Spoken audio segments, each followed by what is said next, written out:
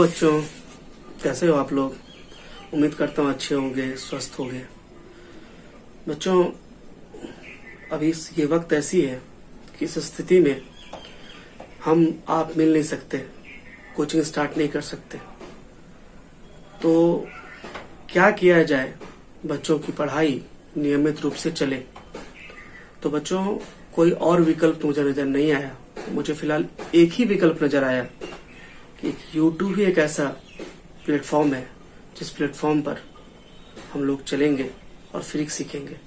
तो बच्चों, मैंने आज से निर्णय लिया है कि मैं आपको फिजिक्स मेरे YouTube channel physics at home in lockdown पर मैं बहुत सारे वीडियो अपलोड करूंगा और डेली मैं वीडियो अपलोड करूंगा 30 से 40 मिनट का, 25 मिनट का, 30 मिनट का। आप इस वीडियो को देखें, समझें, शेयर करें, न्यूमेरिकल बनाएं। ये सारी चीजें आपको वीडियो में मिलेंगी। और बच्चों, यकीन मानिए, मैं इसमें अपनी पूरी ईमानदारी, अपनी पूरी एफिशिएंसी, अपनी पूरी एनर्जी इस वीडियो में को बनाने में लगा रहा हूं। बच्चों, इस वीडियो से आप ही नहीं बल्कि वो सारे बच्चे भी लाभान्वित हो सकते हैं जो बच्चे किसी और कोचिंग में पढ़ते हैं और वो संपर्क में नहीं है टीचर के। उनको भी, आपके बहुत सारे मित्र ऐसे होंगे जो कहीं बाहर से आए हैं या किसी और टीचर से पढ़ते होंगे, उनकी भी पढ़ाई बहुत हद तक बाधित हो चुकी है। तो बच्चों, ये प्रयास उन बच्चों को भी लाभान्वित करने का है जो बच्चे इच्छुक हैं, फिजिक्स सीखना चाहते हैं। आइए दोस्तों, स्टार्ट करता हूँ। करंट इलेक्ट्रिसिटी या इलेक्ट्रिक करंट। आइए, इलेक्ट्रिक करंट में अब तक हम लोगों ने क्या क्या पढ़ा, थोड़ा समराइज करा देता हूँ। बच्चों, इलेक्ट्रिक करंट के बारे में हम लोगों ने पढ़ा कि करंट जो होता है बच्चों, वो दो तरह की होती है। ठीक है बच्चों, कितने तरह की होती है बच्चों? दो तरह की करंट होती है। पहली कौन सी? पहली होती है बच्चों एवरेज करंट। एवरेज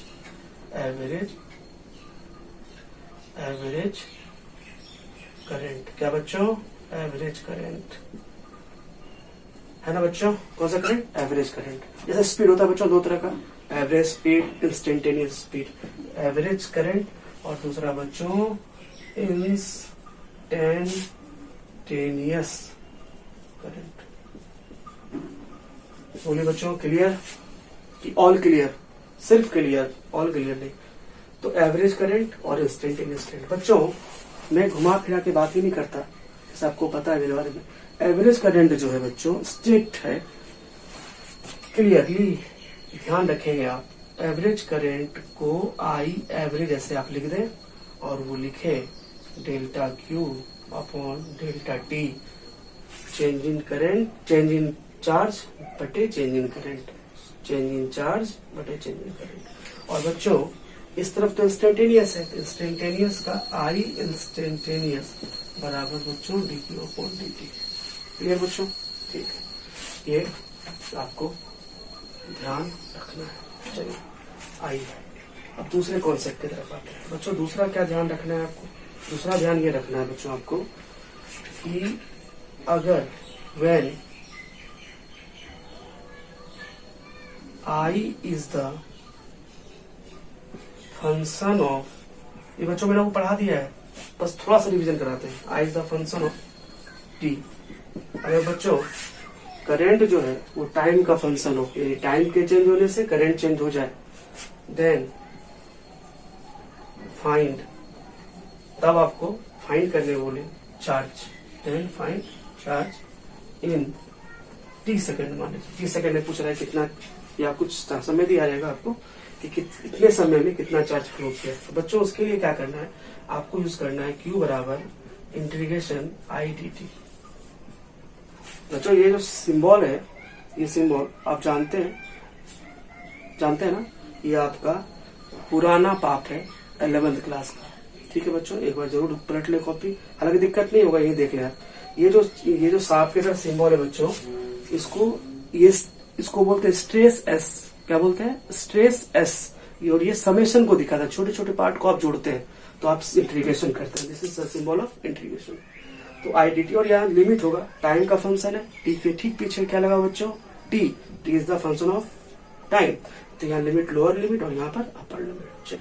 देखो बच्चों, देखिए यहाँ आई बराबर क्या दिया बच्चा, I naught plus alpha T. Very good. I naught बराबर 10 कांस्टेंट है, अल्फा बराबर 4 कांस्टेंट है।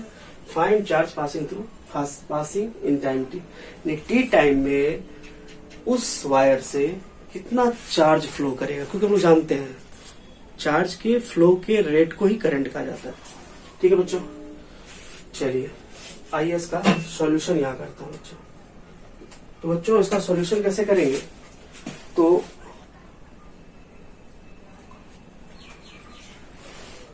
करंट, अच्छा बच्चों एक बात मैं पूछता हूँ, पॉज करके सोचना अपने मन में, करंट कांस्टेंट के वेरिएबल बताइए। वेरिएबल है, क्यों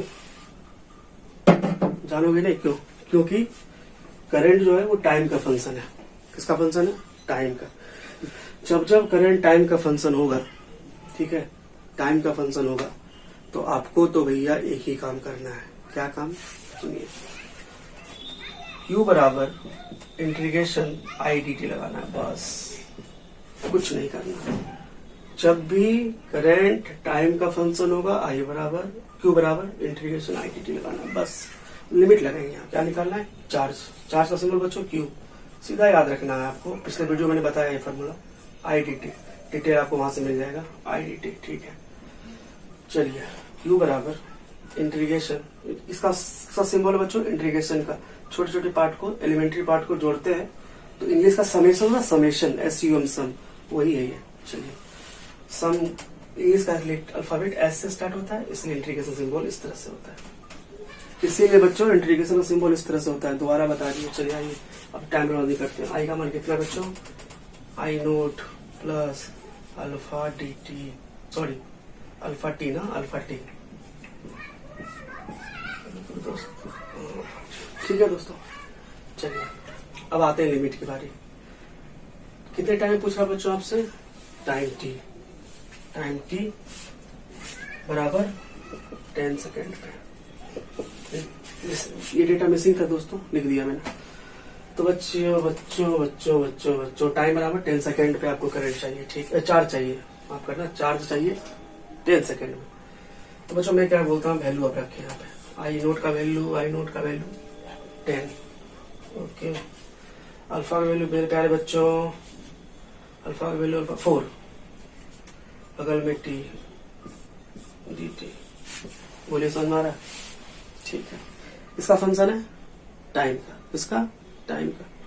चलिए शुरुआत में जब कोई चार्ज था ही नहीं, कनेक्ट नहीं था बैटरी से, वो पोटेंशियल अप्लाई नहीं किया गया, बैटरी अप्लाई नहीं किया गया, इलेक्ट्रिक फील्ड सेटअप नहीं था, तो चार्ज कितना होगा?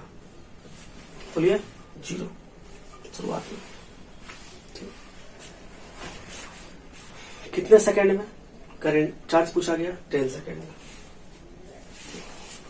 बच्चों में इधर लिखता हूं, देखिए Q बराबर, बच्चों ये चीज आपको याद आ रहा है?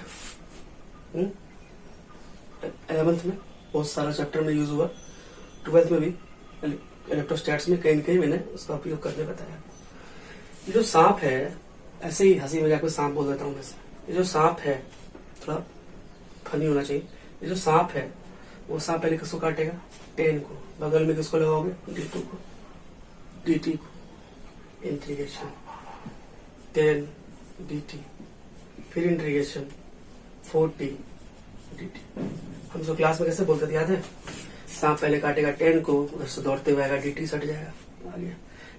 फिर सांप काटेगा 40 को, उधर दौड़ते हुए DT आएगा, टच हो जाएगा। Very good. अब यहाँ पर 0, यहाँ पर 10, यहाँ पर 0, यहाँ पर 10, ये उतार दिया गया, कुछ नहीं किया गया। बच्चों डिफरेंशिएशन और इंटीग्रेशन में जो भी कांस्टेंट होते हैं वो कहाँ जाते हैं? बोलिए कहाँ जाते हैं? बाहर। कहाँ जाते हैं? बाहर आ जाते हैं। मतलब इसमें से कांस्टेंट कौन है? 10, इसमें से सिमिलरली 4, तो Q बराबर 10 बाहर। इंटीग्रेशन बच्चों किसका करोगे आप? dt का, 0 से कहाँ तक? 10 तक। गुड, 4 आगे आ जाएगा, इंटीग्रेशन होगा t dt का, 0 से 10। ठीक है बच्चों, ये 0 ये और लिमिट है। चलिए काफी गर्मी है बच्चों। dt का इंटीग्रेशन बोलिए t, dt का इंटीग्रेशन t लिमिट 0 से 10। ठीक है, चलिए बच्चों ये उतना आसान नहीं है, या dt का रट लेना है, सिंगल dt हो, t बोल रहा है, t dt हो, याद है, मैं सिखाता हूँ, कितना पावर है 1, यहाँ देखिए dt था, t नहीं था आगे, यहाँ dt का आगे t है, 1 पावर है, 1 में 1 जोड़िए, कितना आएगा 2, तो 4 t टू दी पावर 2। जितना बच्चों पावर में आए ना उतना आप नीचे डिवाइड कर देना, ये रूल है इंटीग्रेशन का, मैथमेटिक्स सही है। और मैं आपको बार बार बोलता हूँ, mathematics is the language of physics. अब फिजिक्स समझना हो तो आप जरूर कैलकुलस का थोड़ा छोटा पार्ट, बेसिक कॉन्सेप्ट आपको आना चाहिए। देखिए यूज हो रहा है ना इसमें, और ये बोर्ड लेवल का न्यूमेरिकल है। चलिए तो क्यू बराबर 10, लिमिट पुट करने बताते हैं। देखिए दोस्तों, एक बार इस t की जगह पर 10 put, upper limit 10, lower limit 0, यहाँ पर लिमिट 10, लोअर लिमिट 0। ठीक है, तो अपर लिमिट पहले यहाँ रखा जाएगा, यानी 10 रखा जाएगा, -0। ठीक है, +4। अब यहाँ पर लिमिट 10 का स्क्वायर, यहाँ 10 रखेंगे आप, 10 का स्क्वायर 100/2। 0 को रखने से 0 पे ध्यान ही मत देना कभी, नीचे अगर 0 हो तो दिमाग ही मत लगाना। हम तो कभी यहाँ भी मत लिखो 0, हटाओ, एक स्टेप खा जाते हैं। चलिए बच्चों, ये और ये 2 बार में कैंसिल, क्यू बराबर ये 100 और ये 200, टोटल बच्चों 300। क्या चीज? कूलम, ऐसा यूनिट। ये आपका आंसर है, फाइनल आंसर। तो बच्चों क्या लग रहा है आपको, ऐसा सवाल आप नहीं कर पाएंगे क्या? कर लेंगे? वीडियो पॉज करिए, इसको नोट करिए। तो बच्चों मैंने सवाल लिखा ऊपर, आपको बोर्ड पर नजर आ रहा होगा, पढ़ता हूँ सवाल में। Amount of charge in time t is given by q बराबर at² plus bt plus c। Number 1, find dimensions. याद है बच्चों, ये आपका 11th क्लास का पुराना पाप बच्चों, dimension of a, b and c। ठीक है, और a का मान दिया है, b का मान दिया है। नेक्स्ट पार्ट में इसी सवाल का b नंबर में a का मान दिया है, b का मान दिया हुआ, c का मान दिया हुआ है। आपसे पूछा है find value of current at time 5 second. बच्चों ये सवाल पिछले सवाल से थोड़ा सा डिफरेंट है। तो आपको ये पहला पार्ट बताने के लिए आपको यूनिट एंड डायमेंशन का कुछ बात याद लाना पड़ेगा। क्या बताता हूँ, एक टॉपिक था इसमें यूनिट एंड डायमेंशन में। क्या था वो टॉपिक? वो टॉपिक था प्रिंसिपल ऑफ होमोजेनिटी, या फिर उस टीचर उसको इक्वेशन ऑफ होमोजेनिटी करके भी पढ़ाते हैं। वो क्या था? आप है ये तुम्हारा 11th का, इस क्लास का बच्चों 11th क्लास का क्या है बात? Equation of homogeneity. क्या बोलता है वो? अगर a बराबर b प्लस c हो, याद आ जाएगा आपको, क्लास में मैंने बताया है, a बराबर b प्लस c हो, तो बच्चों ये इक्वेशन कहता है 11th का है वो, कि a का डायमेंशनल फार्मूला b के डायमेंशनल फार्मूला के बराबर होगा, और a का डायमेंशनल फार्मूला c के डायमेंशनल फार्मूला के भी बराबर होगा, यानी तीनों के डायमेंशन आपस में इक्वल होंगे। आइए बच्चों सॉल्यूशन करते हैं। तो पहला बार 3 कॉलम ए नंबर पे q बराबर at² a बराबर q/t²। ठीक है बच्चों, आइए q बराबर bt, तो b बराबर q/t। ठीक है, यहाँ तो q बराबर c। बच्चों दिक्कत हो रहा है क्या? ये 3 इसके बराबर कर दीजिएगा, इसके बराबर कर दोगे, इसके बराबर कर दोगे। अब देख करना क्या है, देखिए यहाँ से q का डायमेंशन याद करो, क्लास में पढ़ा है, नहीं याद है ना? मतलब IT, क्या चीज? IT। देखो इसका डायमेंशन फॉर्मूला होता है IT। यहाँ बोलने में कुछ थोड़ा सा बच्चा गलती बोल देता है, डायमेंशनल फार्मूला बोलना चाहिए, डायमेंशनल फार्मूला। देखिए क्यों डायमेंशनल फार्मूला IT, ठीक है, बट या AT भी होता है, AT भी होता है। ठीक, अच्छा इसके अंदर कैपिटल लेटर का इस्तेमाल करना है, डायमेंशन का चीज है 11th क्लास का, तो AT, और टाइम का T का कैपिटल लेटर। बच्चों यहाँ T कितनी बार है? 1 बार। यहाँ कितनी बार? 2 बार। 1 बार यहाँ से इस T को कैंसिल कर दिया जाए, यहाँ से 1 बार यहाँ बचा। बच्चों जब आप इस t पर +1 को ऊपर लेके जाएंगे तो क्या आएगा, ये क्या आएगा बताइए, ये आएगा i t के पावर -1। ठीक है मेरे प्यारे बच्चों, ठीक है। तो Q बराबर बच्चों, सॉरी, एक डायमेंशन फॉर्मूला हम लोग को जो मिला वो मिला i t के पावर -1। क्या मिला बच्चों, i t के पावर -1। अब ये बच्चों अपने से करो तुम, हो गया होगा बच्चों से मालूम है। चार्ज का होगा i t, पढ़ाते इतना मस्त तो होना ही चाहिए, और तारीफ अपना भी कर लेना चाहिए। इससे क्या होता है कि ईमान बढ़ता है। चलिए ठीक है, कोई दिक्कत। चलिए सी का क्यू के बराबर है। क्यू का कितना, क्यू का डायमेंशन बताओ, फिर से काम पड़ रहा है वहाँ पे। क्यू का 3 पार्ट में, क्यू का डायमेंशन 80 या IT ओके। ए का डायमेंशन निकल गया, बी का डायमेंशन निकल गया, सी का डायमेंशन निकल गया, पहला पार्ट। तो बी नंबर का सॉल्यूशन करते हैं। सॉल्यूशन किस पार्ट का बच्चों, बी पार्ट का। चलिए क्यू बराबर ए का मान बच्चों आप यहाँ लाकर रख दीजिए करिए 5t², बी बराबर 3t, सी बराबर 1। बच्चों मैंने आपको बी नंबर में क्या करना है वो मैंने आपको बताया। आपसे पूछा गया कि 5 सेकेंड में कितना करंट पास करेगा, चार्ज दिया हुआ है।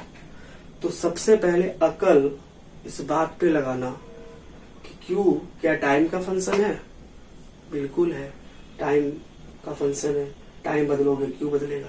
तो बताइए समय का एक वैल्यू दिया हुआ है कि 2 वैल्यू, देखिए आप देखिए इस पे, देखिए क्या वैल्यू दिया हुआ, एक वैल्यू दिया हुआ है कि 2 वैल्यू दिया हुआ है, बोलिए। एक वैल्यू दिया हुआ है। कौन सा करंट है, दो वीडियो जो अपलोड किए उसमें वो बता दिए। फिर भी एक वैल्यू है इंस्टेंटेनियस करंट। बहुत बच्चे समझ गए होंगे कौन सा करंट, इंस्टेंटेनियस करंट। आइए बच्चों, इंस्टेंटेनियस करंट का फॉर्मूला क्या होता है बच्चों, differentiation of q with respect to T.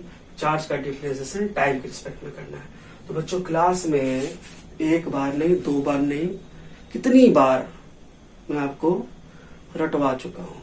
क्या रटवा चुका हूँ, t² का डिफरेंशिएशन बोलिए 2t, t का डिफरेंशिएशन 1, एनी कांस्टेंट 0। चलिए तो क्या बच्चों 5 का डिफरेंशिएशन, 5 कांस्टेंट बाहर आ जाएगा। t² का डिफरेंशिएशन डायरेक्ट करना है 2t, क्या करना है डायरेक्ट 2t। t का डिफरेंशिएशन 1, आगे क्या है 3, कितना होगा 3 × 1 का 0। याद रखना आपको, ये मैथमेटिकल टूल्स का है 11th क्लास का। आपको गैप हो गया बहुत दिन में लॉकडाउन में, तो आप जरूर मैथमेटिकल टूल्स का कैलकुलस वाला पार्ट मेरा पढ़ा हुआ वो जरूर देख ले, या किसी किताब से पढ़ लें। और क्या बच्चों, t² का डिफरेंशिएशन 2t, t का डिफरेंशिएशन 1, कांस्टेंट डिफरेंशिएशन 0। बच्चों यहाँ कितना गया देखिए, यही सॉल्व कर देते हैं। 10 2 जा 5 2 जा 10 10t, 3 × 1 3, नंबर का 0 0 हटाओ, 0 गोली मार दो। इतने 2 बच्चा अपने काम का ही 2 चीजें रख ली, 0 कुछ फायदा, 0 में कुछ चीज जोड़ने पर 0 ही आता है, बताओ वैसे लिए वो हम नहीं बताएंगे। चलो ठीक है। अब यहाँ t का मान 5 डालना है, तो पुट t बराबर 5 रखिए यहाँ पर 5। तो i का मान क्या आएगा बोलिए, 10 × 5 50 + 3 बोलिए 53। क्या चीज, एम्पियर। ऐसा यूनिट करंट का। अच्छा करंट वेक्टर के स्केलर, स्केलर डायरेक्शन होने के बावजूद भी क्यों वेक्टर सम को, अलजेब्रिक रूल को फॉलो करता है ये। तो बच्चों ये तीसरा एग्जांपल आपके सामने है, देखिए क्या पूछा बच्चों, find charge that flow through a conductor. ठीक है, कितना चार्ज किसी कंडक्टर से, किसी वायर से पास करेगा, चार्ज पूछा बच्चों, कितने सेकंड में, 5 सेकंड में। ठीक है। When current as a function of time, तो बताइए करंट किसका फंक्शन है, टाइम का। वेरिएबल है कि कांस्टेंट, कौन, करंट क्या है, वेरिएबल है। क्यों, टी पे डिपेंड करता है। ठीक है। जब भी करंट दिया रहे, चार्ज पूछा जाए, तो बताइए कौन से एग्जाम्पल से ये मैच कर रहा है, पहला, सबसे पहला एग्जाम्पल से। तो बताइए क्या Q बराबर इंटीग्रेशन, यहाँ लिखते हैं सॉल्यूशन, देखिए क्या लिख सकते हैं, Q बराबर इंटीग्रेशन आई डी टी, बोलिए। ठीक, तो Q बराबर इंटीग्रेशन आई का मान देखिए बच्चों लिखा हुआ है ना, यहाँ पे क्या लिखा हुआ पर, तो 3t square plus 2t plus 1 bracket बंद dt। अच्छा किसका फंक्शन है ये, प्लीज बता देना, दिल मत तोड़ना, किसका फंक्शन है ये, टाइम का। कैसे समझा, ठीक, डी के पीछे क्या है, टी है, तो टाइम का फंक्शन है। जब भी करंट चार्ज टाइम का फंक्शन हो तो समझ जाना लफड़ा नहीं है, तो ही चीज कर सकते हैं, इंटीग्रेशन और डिफरेंशिएशन, इंटीग्रेशन और डिफरेंशिएशन। सिर्फ आपको इस बात पर फोकस कर लेना है कि अगर करंट दिया रहे चार्ज निकालना हो तो यही फार्मूला लगाना है, करंट दिया रहे चार्ज निकालना हो, टाइम का फंक्शन यही फार्मूला, और कोई फार्मूला नहीं। तो बच्चों यहाँ पर आपको हो गया। अब लिमिट लेना है, तो लिमिट कैसे लेंगे बताइए, तो 0 से क्या लेंगे, 0 से 5, 0 से 5। देखिए 0 से 5 क्यों, क्योंकि शुरुआत में कोई चार्ज नहीं था, बाद में 5 सेकंड के अंदर पूछा गया, तो 0 से 5। चलिए सांप उसको काटेगा, पहले सांप की इंटीग्रेशन, इसको काटेगा 3t स्क्वायर को, फिर 2t को, फिर 1, तो Q बराबर integration 3t square dt, 2t dt, 1 dt। ठीक, 1 को गुणा करेंगे dt से तो 1 मिलेगा, क्या dt मिलेगा। ठीक, भाई तुम लोग नकली वैज्ञानिक है, बहुत नकली साइंटिस्ट सब हो तुम लोग का बस, चलो तुम लोग कुल माइनस का भी लिहाज ढूंढ लो। चलो तो क्या करोगे, बाहर निकालोगे बच्चों, सॉरी 3 को बाहर निकालो। क्यों निकाल रहे बाहर, क्योंकि 3 कांस्टेंट है, यहाँ बोलो क्या कांस्टेंट है, 2, यहाँ बोलो कुछ नहीं। चलिए 3 बाहर, इसका इंटीग्रेशन होगा t स्क्वायर का, इसके रिस्पेक्ट में dt के साथ, 0 से कहाँ तक, 5 तक, प्लस इसका होगा 2 बाहर आएगा, सॉरी माफ करना, 2 बाहर आएगा, t और dt का इंटीग्रेशन होगा 0 से 5 तक, इंटीग्रेशन किसका होगा, dt का 0 से 5 तक। बोली बच्चों, कोई दिक्कत है तो बोली, कोई दिक्कत है क्या, नहीं ना, मजा आ रहा है पढ़ने में।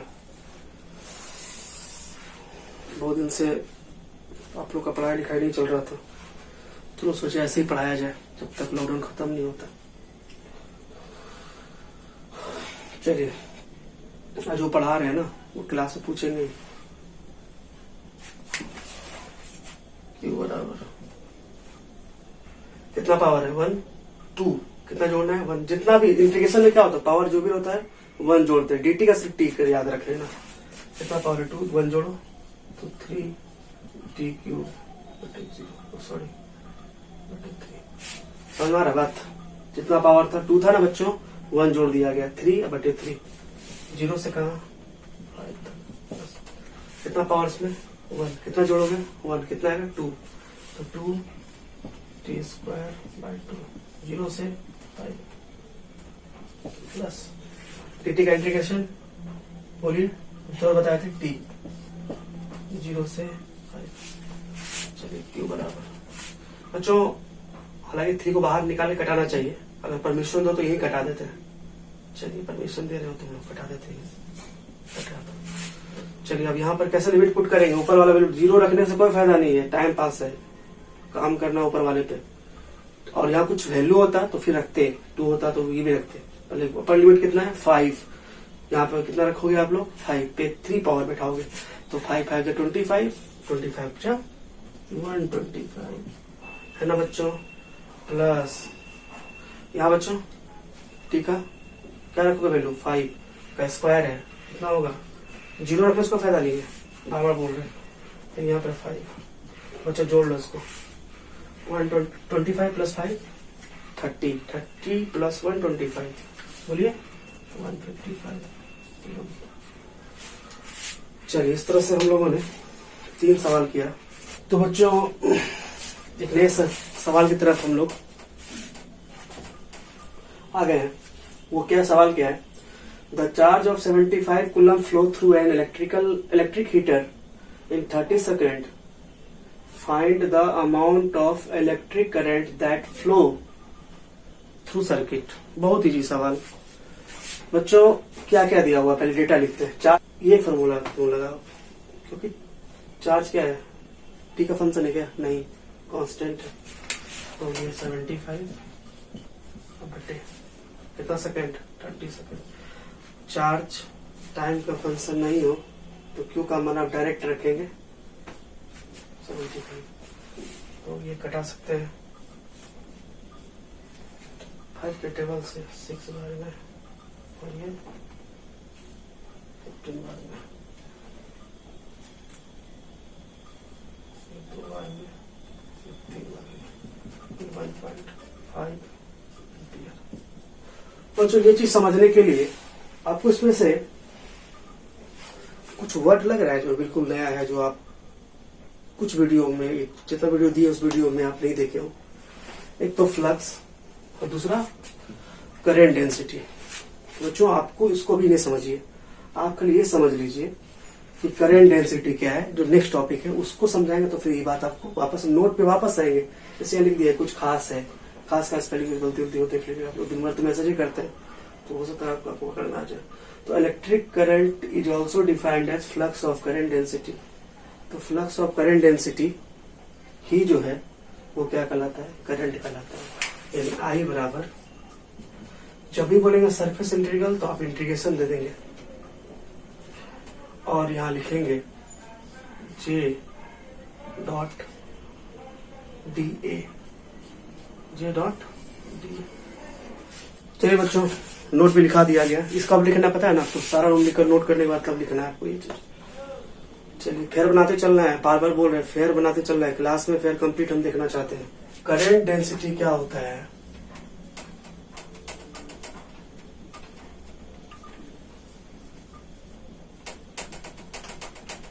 जे से लिखते हैं, वेक्टर का साइन देखें, जे सिंबल होता है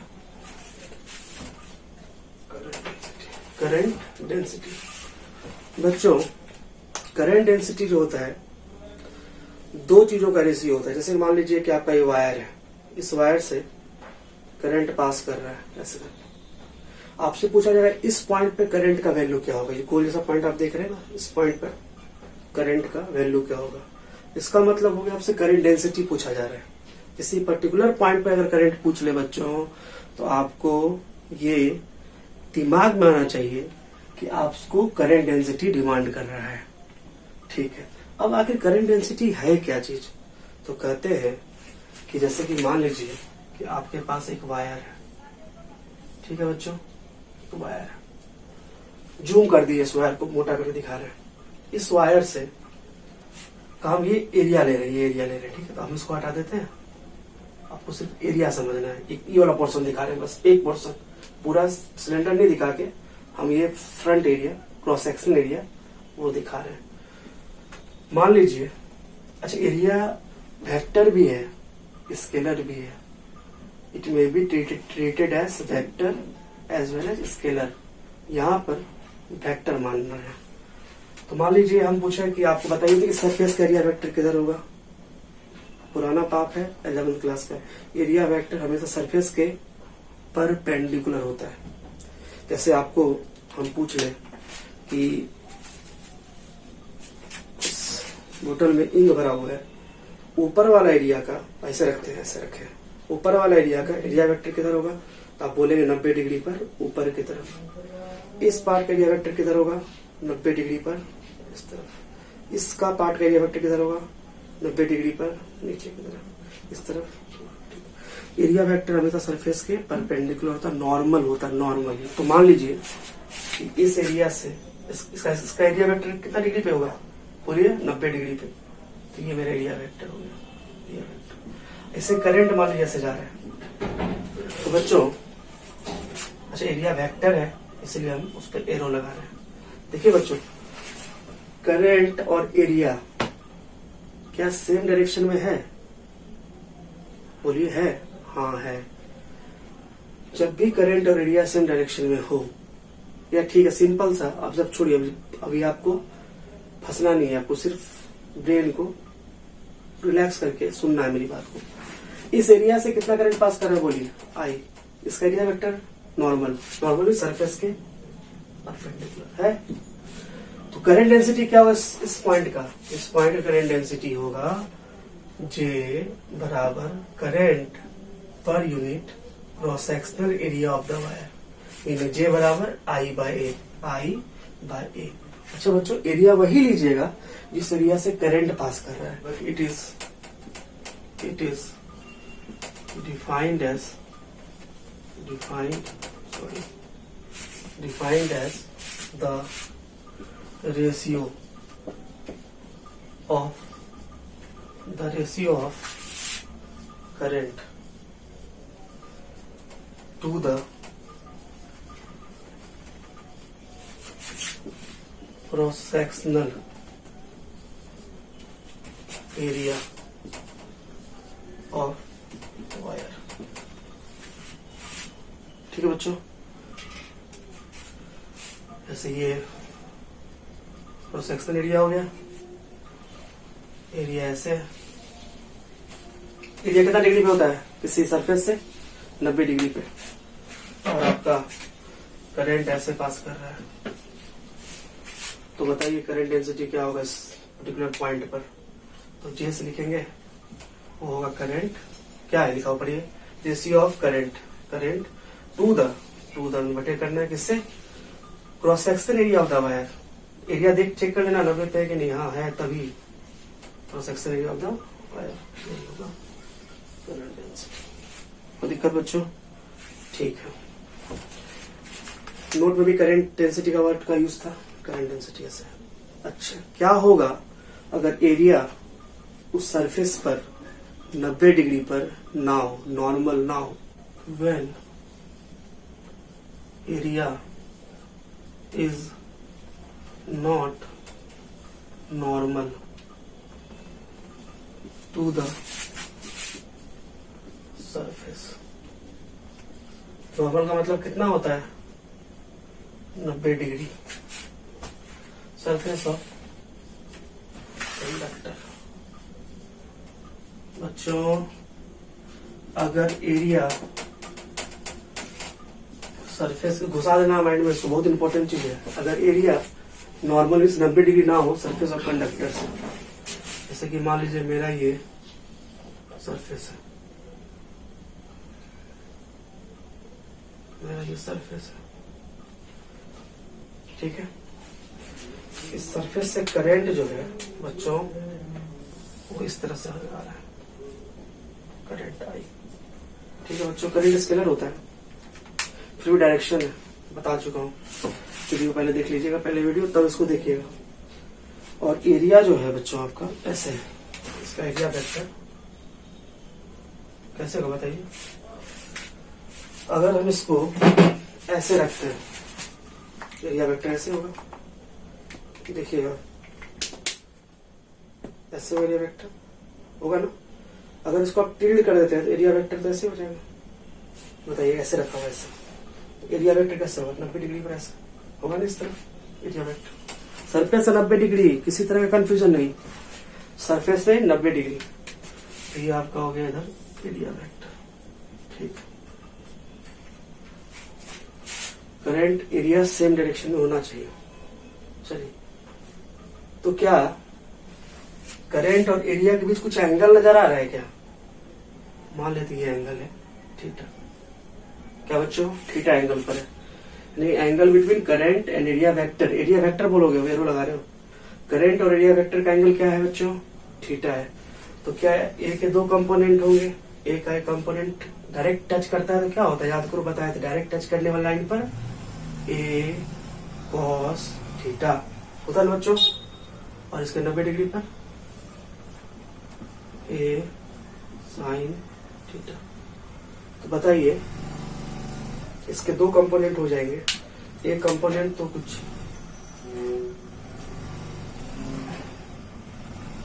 ऐसा आएगा, और दूसरा कंपोनेंट बच्चों एरिया का एक कंपोनेंट, ऐसा वाला कंपोनेंट ये वाला कंपोनेंट है, ये स्ट्रेट ऐसे वाला कंपोनेंट, एक cos थीटा वाला। एक दूसरा कंपोनेंट भी आएगा बच्चों इसका, जो ऐसा आएगा। ये वाला कंपोनेंट क्या होगा बच्चों, ये वाला, बोलिए। देखिए ये इसका दो कंपोनेंट हो गया, कंपोनेंट ऐसे, कंपोनेंट ऐसे। इसका ये वाला जो कंपोनेंट है उसको क्या बोला गया, ये वाला एरिया का, ये cos थीटा। और ऊपर वाला जो कंपोनेंट है ऐसे वाला, ये अगर कोई चीज टिल्ड हो तो उसका एरिया वेक्टर ऐसे होगा बच्चों। उसके दो कंपोनेंट आ गए, ऐसे और एक ऐसे। ऐसे वाला कंपोनेंट क्या होगा, ये वाला होगा, कौन सा, ए cos थीटा। ऐसे वाला कंपोनेंट क्या होगा, ऊपर वाला होगा, कौन सा, ए sin थीटा। ठीक है, अब बच्चों ए cos थीटा और ए sin थीटा। अब इसमें आप ये देख लीजिए कि वो कौन सा एरिया का कंपोनेंट है जो करंट के डायरेक्शन में है, ए cos थीटा कि ए sin थीटा, बोलिए। ए cos थीटा, कौन सा कंपोनेंट, ए cos थीटा। तो ये वाला जो कंपोनेंट है बच्चों वो अपने काम में आएगा, इसलिए अपने पास रखेंगे सुरक्षित। और ये वाला कंपोनेंट है बच्चों वो मेरे काम में नहीं आने वाला है। बता सकते हैं क्यों, इस एरिया से कोई करंट ही पास नहीं किया है, करंट तो ऐसे जा रहा है, ऐसे जा रहा है। ये वाला कंपोनेंट मेरा काम में आया, ये वाला कंपोनेंट मेरा बेकार हो गया, रद्दी हो गया, फॉल्स हो गया, डम्मी हो गया, फालतू हो गया, तो हटा दिया जाए। बताइए करंट डेंसिटी का फॉर्मूला क्या बनाएंगे हम लोग, करंट डेंसिटी का फॉर्मूला बनाएंगे इस केस के लिए, गिवन फिगर के लिए, जे बराबर क्या बोले थे, करंट पर यूनिट एरिया। और वो एरिया जो सरफेस के नॉर्मल हो, तो सरफेस के नॉर्मल कौन सा है, डायरेक्शन में हो, तो आई तो ऊपर होएगा, नीचे क्या आ जाएगा, ए cos थीटा। बोलिए बच्चों ठीक है ना, कोई दिक्कत, ठीक है। इसके नीचे कुछ नहीं, कितना, 1 को अगर हम आई से गुना करेंगे तो आई, जे को ए से गुना करेंगे तो जे ए cos थीटा। क्या बच्चों होगा ऐसा, ठीक है। इसको हम लोग फर्दर क्या लिख सकते हैं, आई बराबर जैसे ए बी cos थीटा होता था वेक्टर में 11वीं क्लास में।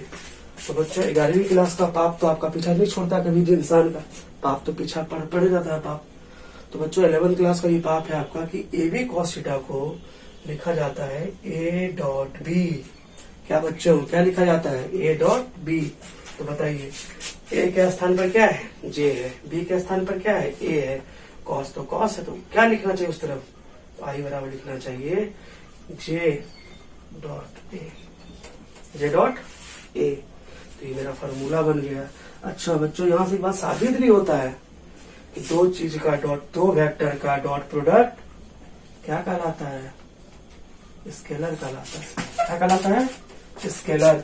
The dot product of two vector is always scalar. तो बताओ करंट क्या क्वांटिटी होता है, स्केलर। याद आया बच्चों, हम लोग आज से 8-10 दिन पहले का चीज आज प्रूफ कर दिए कि करंट जो है स्केलर है। ये बोलने की बात नहीं है, ये साबित भी होती है, क्योंकि dot product of current area vector, दो वेक्टर का डॉट हमेशा स्केलर होता है। तो यहाँ से साबित होता है कि hence it is prove that current is scalar quantity. Current बच्चों कैसा क्वांटिटी है, स्केलर क्वांटिटी है। ठीक है बच्चों, ठीक है, ये हुआ। अब इसके आगे का क्लास करंट डेंसिटी से रिलेटेड कुछ ऐसी बातें जो बहुत कम बुक में या बहुत कम टीचर उसको बताते हैं, वो आपको बताएंगे स्मॉल एरिया के लिए कैसे लेना है। मतलब लोग बॉटम लेवल से टॉप लेवल की तरफ जाएंगे। 3 समझाने के लिए लिखे हैं, उसको उतारने की जरूरत नहीं है। तो बच्चों आज का क्लास आपको अच्छा लगा होगा और मेरा मेहनत आपको दिख रहा है आपके लिए किया गया। तो बच्चों की इसको आप लोग अच्छा से नोट करिए, अच्छा से फेयर करिए और 1-1.5 घंटा जरूर फिजिक्स पे दीजिए, ताकि आपका फिजिक्स बेहतर बन सके, पहले से ज्यादा बेहतर बन सके। दोस्तों बाय, फिर मिलते हैं अगले वीडियो में। कल किसी टाइम में वीडियो अपलोड कर दूंगा फिर आपको, और चैनल को जरूर सब्सक्राइब करें। चलिए बाय, थैंक यू।